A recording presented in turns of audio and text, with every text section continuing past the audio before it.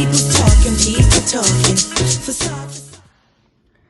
today's video, I'm going to be discussing Richard Nixon and his use of war rhetoric. But to begin to discuss Richard Nixon and his war against people who use drugs, I would like to start off with a quote from John Ehrlichman, Richard Nixon's domestic policy chief.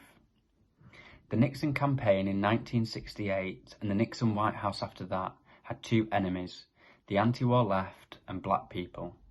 You understand what I'm saying? We knew we couldn't make it illegal to be either against the war or black, but by getting the public to associate the hippies with marijuana and blacks with heroin, we could then criminalise both heavily. We could disrupt those communities, we could arrest their leaders, raid their homes, break up their meetings, and vilify them night after night on the evening news. Did we know we were lying about drugs? Of course we did. This explosive statement is sadly nothing we do not already know.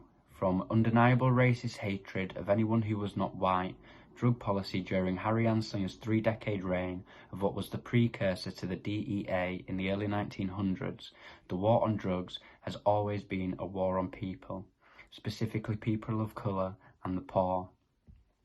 On June 17, 1971, Richard Nixon declared drug abuse as public enemy number one.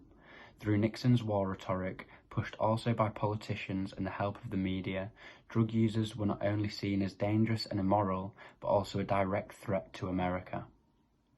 Phrases like the enemy within evoked intimidation into the public, and by stating that those who don't fight against this battle are unpatriotic, weak, and only care about their own personal interests, he was able to create a common enemy that could bring people together through fear.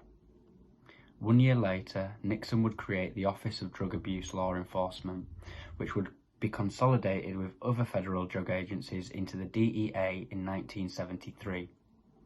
This agency would be tasked with handling all aspects of the war on drugs. Over the next decade and a half, incarceration rates in America skyrocketed. From a relatively stable prison population between 1925 and the early 70s, within 15 years of Nixon's war on people, the US had doubled the amount of men being held in cages, and by 2008, the incarceration rates had quadrupled. The war on drugs disproportionately blew up the prison population of black and Latinos. From close to 200,000 inmates in 1971, today there are close to 2 million people being denied their liberties and freedoms, locked up in cages. While 80% of drug arrests in 2014 were for possession only, in 2019 there were 1.5 million drug arrests, with over 500,000 of these arrests being for possession of cannabis alone. As Nixon kicked off his war on people, so did Britain. The Misuse of Drugs Act is now into its 50th year.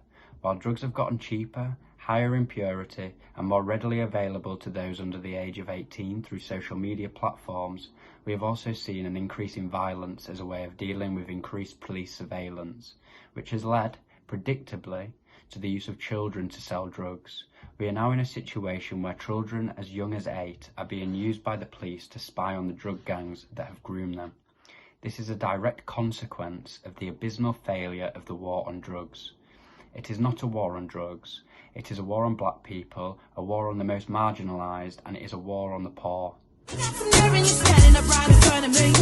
You talk to you and talk to me.